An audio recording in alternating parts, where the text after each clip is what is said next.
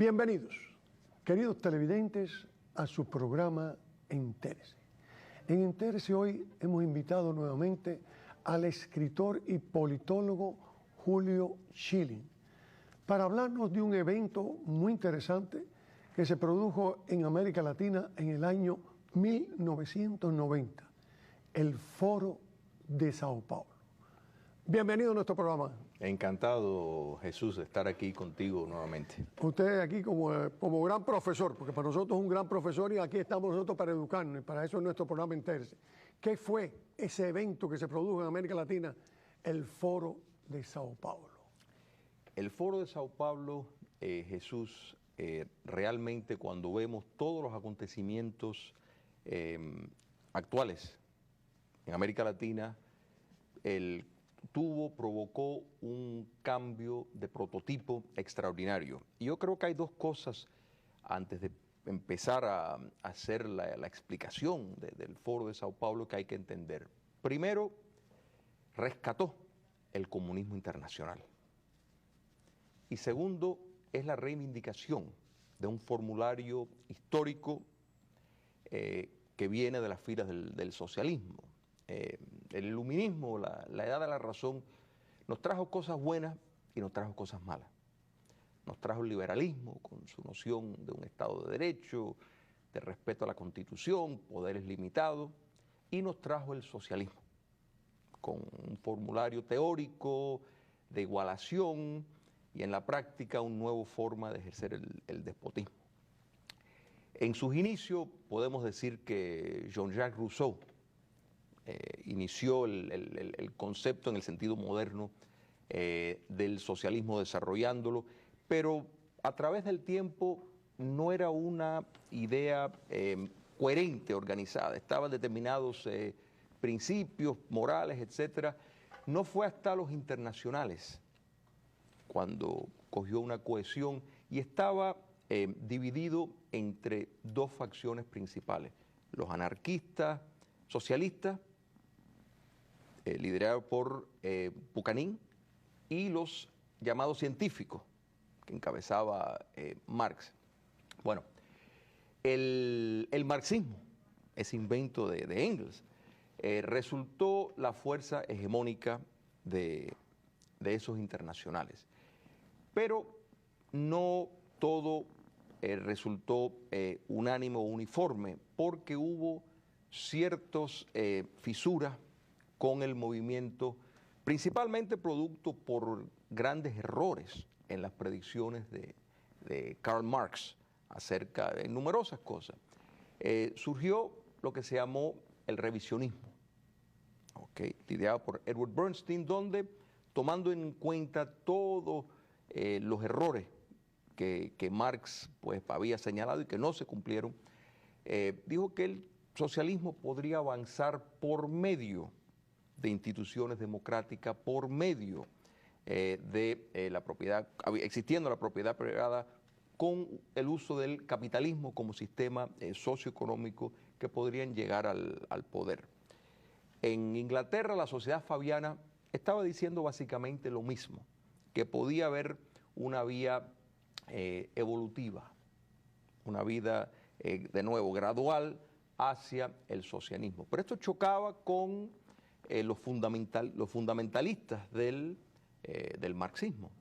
Lenin, por ejemplo, pues abogaba por la vía de la violencia revolucionaria como el único mecanismo para llegar al poder e implantar ese sistema.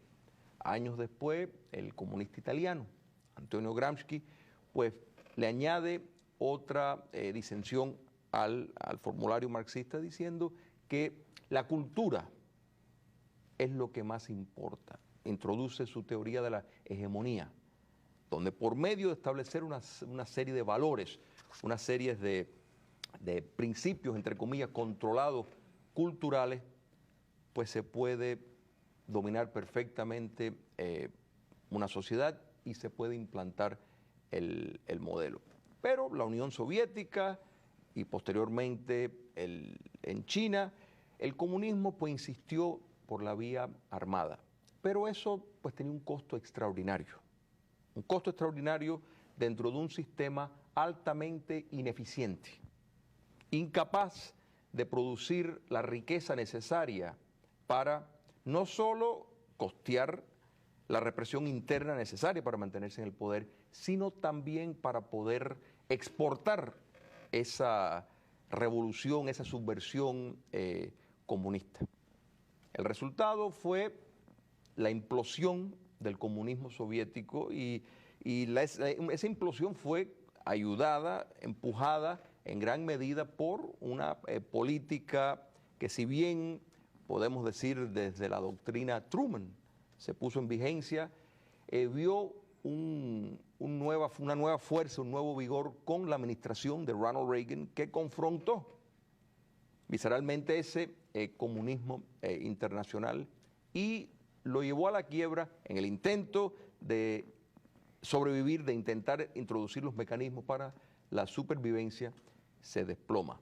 Todo esto lleva a, con la caída del comunismo soviético, el muro de Berlín, etcétera, de que en 1990 Fidel Castro determina buscar un mecanismo para sustituir lo que fue la antigua Unión Soviética.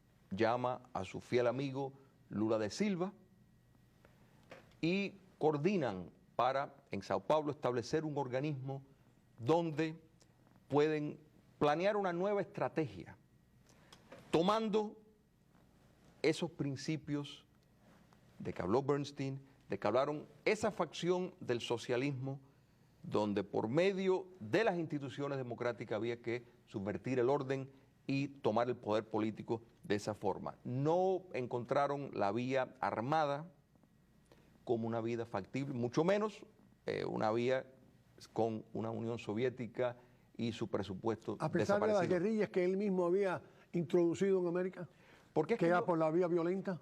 Porque no lograron sus objetivos.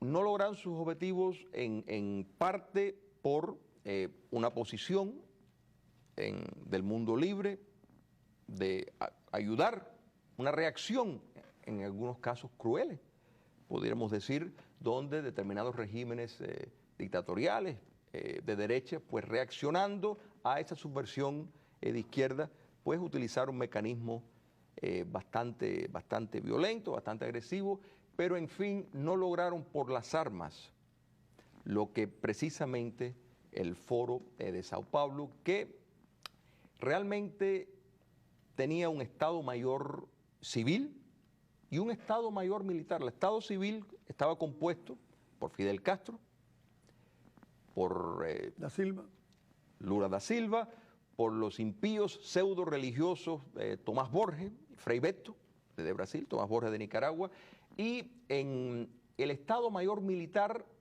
estaba también Fidel Castro, estaba Daniel Ortega y estaba Enrique Gorrián Merlo, un connotado genocida argentino, cofundador del Ejército Revolucionario del Pueblo, uno de los dos grupos principales que tanto terror causó en la República Argentina durante los años 70, y en el caso de Gorrián Merlo, pues hasta los 80, intentó por la vía armada, violenta y sanguinaria de tomar el poder político, incluso en los años 80, habiendo ya una democracia en Argentina.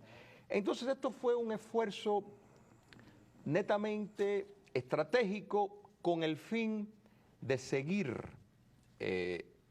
avanzando, de seguir promoviendo los objetivos establecidos por el comunismo internacional de llegar a una uniformidad por medio de la idea de un país transnacional latinoamericano bajo una ideología ya un poco más modificada, que de nuevo esto podemos decir que el primer ejemplo, el primer intento de lograr eso lo fue el caso chileno con Salvador Allende, donde pese a no haber ganado las elecciones por mayoría, gracias a la democracia cristiana chilena, pues sí logró el poder por un convenio de la cual violó todo lo que había acordado, respetar y el orden que había... O sea, la presencia, usted ha llegado aquí por lo que veo, porque está muy interesante, pero quiero también intervenir en cierta forma. Dos cosas sacamos en conclusión aquí. Una, que la caída del imperio soviético no significa que el comunismo desapareció.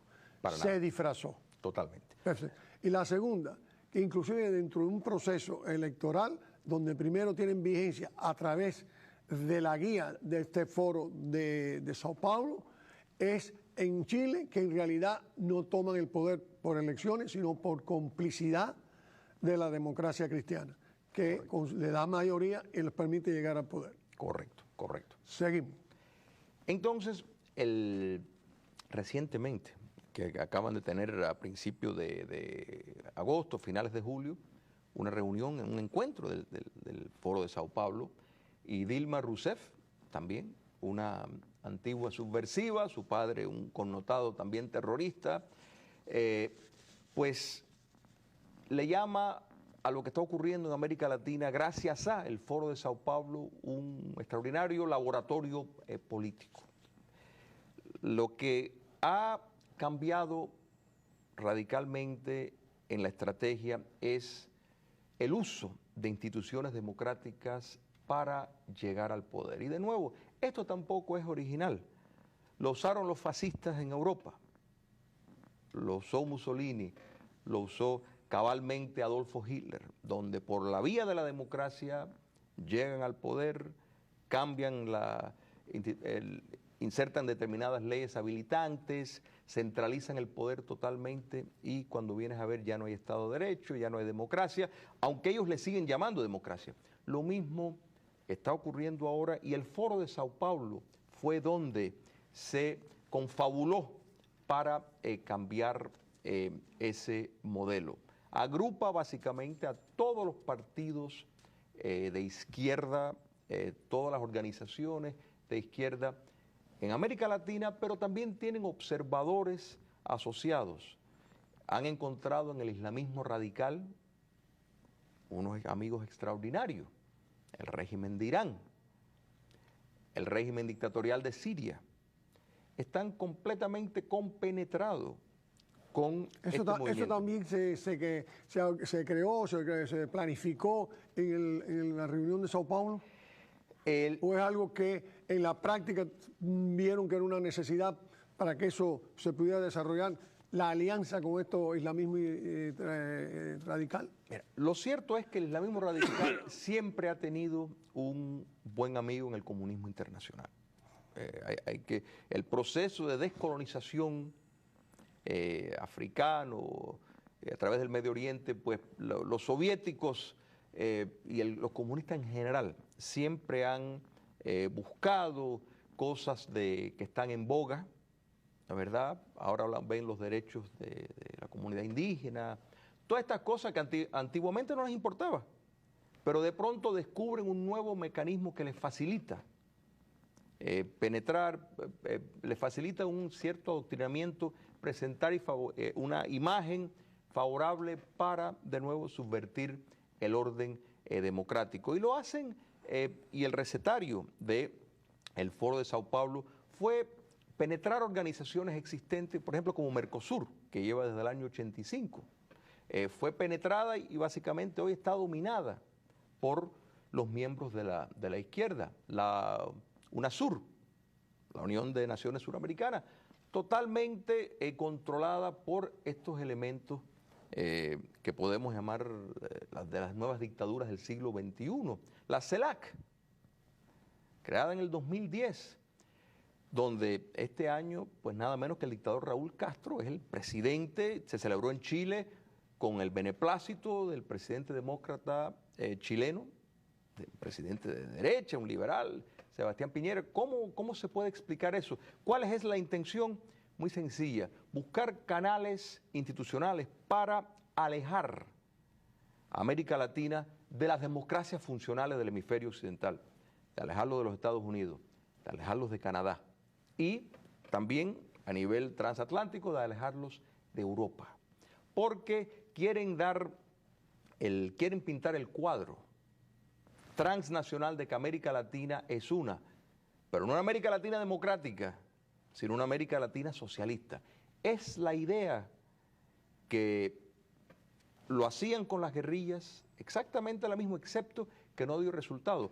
Inicié esta explicación volviendo a el paralelo histórico para que vean que realmente esto fue un punto de discusión entre los socialistas, siempre donde algunos abogaban que se podían llegar por medio de la subversión de las instituciones democráticas. En los Estados Unidos, Saul Alinsky es un promotor de ese tipo de estrategia, donde consideran que es más factible entrar en el edificio de la democracia, subvertir su orden para tomar el poder político y seguir dando una imagen de que son una democracia. Lamentablemente, las democracias reales no han tomado una posición con esto porque se han dejado llevar por la falsa apariencia de confundir lo que son votaciones con elecciones competitivas verdaderas. Aquí, bueno, surgen en todo lo que usted me ha dicho, surgen varias preguntas. Primero habla de una serie de organizaciones regionales de América Latina, pero no me nombra la OEA. ¿Existe o no la OEA y hasta dónde está penetrada la OEA? La OEA, pese a tener una influencia extraordinaria, insulsa, de nuevo, antiguo miembro del gabinete de Salvador Allende, que de nuevo, Salvador Allende lo querían vestir como un demócrata, llegó al poder por la vía democrática, pero no gobernó como un demócrata. La OEA sigue teniendo una influencia de los Estados Unidos. Entonces, precisamente, cuando hace unos años la OEA prácticamente le abrió las puertas a Cuba comunista dijo que no le interesaba entrar. Y claro, porque ellos prefieren tener un organismo como la CELAC, con sus 33 Estados miembros, donde los Estados Unidos no pertenece, para aislar lo que es cualquier intento de tener normas democráticas. Y la OEA realmente ha fallado porque tiene la jurisdicción. Es inoperante. Es inoperante. Es un organismo inoperante. Tiene la capacidad jurídica para tomar acción, pese a tantas violaciones que se han cometido, realmente ha sido inerte ante todas las violaciones y todos los crímenes que se han cometido. Basado en esa teoría, usted que utilizan todos estos organismos con el fin de, en lo que es la política internacional, presentarle un frente a Estados Unidos y yéndonos más grande todavía al mundo mundial, la Organización de Naciones Unidas, un lugar que cada vez que hay una votación los Estados Unidos pierde, ¿es producto de también esa otra infiltración o de qué? ¿Por qué existe la Organización de Naciones Unidas? Mira, Jesús, se ha confundido la civilidad con la complicidad. Y es un grave error cuando el mundo democrático no establece determinadas normas, criterios que tienen que existir para poder pertenecer a cualquier organismo donde se van a sentar de igual a igual. ¿Cómo es posible que en las Naciones Unidas, y para tomar un ejemplo bien fácil de ver, en el Comité de Derechos Humanos de las Naciones Unidas puede tener violadores crónicos de derechos elementales dentro de su comisión? ¿Cómo puede haber países que se sientan al lado de demócratas cuando cometen crímenes sanguinarios, cuando llegaron al poder por una vía sanguinaria y para mantenerse en el poder ejercen todo tipo de acción que precisamente viola convenios que ellos tienen? Entonces, esa tolerancia en el nombre de la civilidad, en el nombre de un pacifismo falso, lo único que hace es estimular este tipo de actividad subversiva y a las democracias las pone en un peligro extraordinario, porque las democracias son vulnerables a este tipo de operación. Y hemos visto en los lugares donde han tomado medidas dentro de ese mismo formulario para evitar que se violen las constituciones, cómo han reaccionado de una forma inexplicable. Podemos tomar el caso de Honduras, por ejemplo, que dentro del marco constitucional sacan a un presidente que está violando esa Constitución y sin embargo le dan la espalda. La bola negra, le tiraron la bola negra. En Paraguay pasó exactamente lo mismo, usando la Constitución del país, destituyen a un presidente que va en camino a subvertir el orden, se hace democráticamente, pero le llaman golpe de Estado, porque el lenguaje. Pero es el lenguaje que está pegando en el mundo. Exactamente, y esto es parte de lo que habló el marxista italiano Antonio Gramsci, su énfasis. En la cultura. De la cultura, y su gran discrepancia con Marx sobre que lo que determinaba más que la economía, mucho más era la cultura. Todo esto, nos hemos salido de Sao Paulo porque usted ha entrado en un campo ya internacional. Pero tiene que ver porque todo está relacionado, porque todo nace en distintos lugares y ese es uno de las fuentes de nacimiento. El problema es el siguiente: ¿hasta qué punto es hoy la democracia el vehículo capaz de mantener el orden mundial? Si está siendo violada en toda la forma. Entonces, esa democracia, a través de la vía electoral, que es el punto básico de la democracia, el pueblo, a través de los múltiples partidos, elija a su gobernante y en especial elija al principal, no es operante, no está funcionando en ningún lado, ni a nivel local, nacional, ni a nivel regional, ni a nivel internacional, lo estamos viendo en el caso de la ONU. Entonces tenemos que dar la conclusión de que hay que volver hacia un tipo de dictadura contra eso, o porque si caemos en eso, le damos la razón al comunismo, que ellos lo único es que el proletariado puede llegar a triunfar a través de la dictadura del proletariado. ¿Sirve o no sirve la democracia? Mira, no nos podemos preocupar mucho por lo que van a decir los comunistas, los socialistas, elementos de la izquierda radical, porque ellos nunca van a decir la verdad y siempre van a disfrazar los hechos.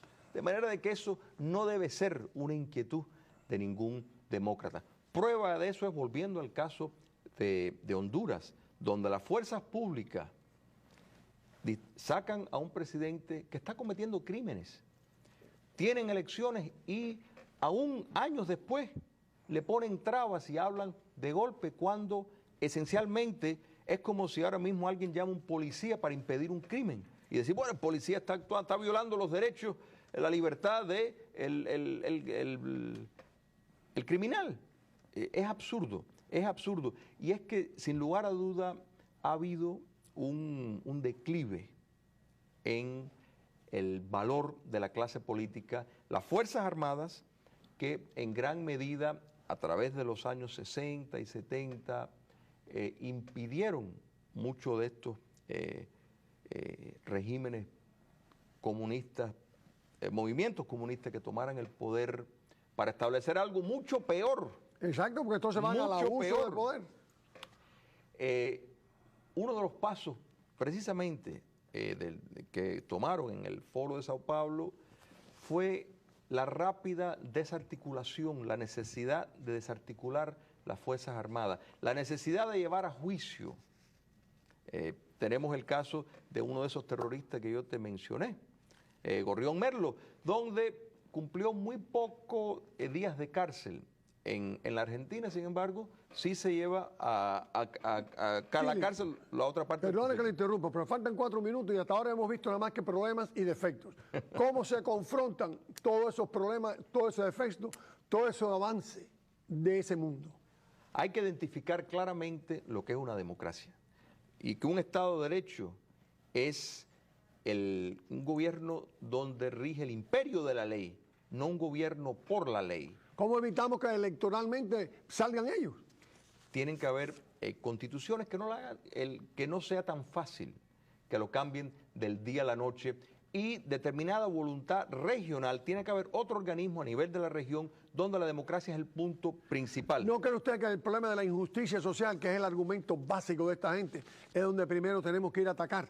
Tratar de que se acabe la injusticia social, o por lo menos se limite o se elimine un poco. Si esto fuera para que no la usen como argumento demagógico. Mira, el argumento siempre van a buscar.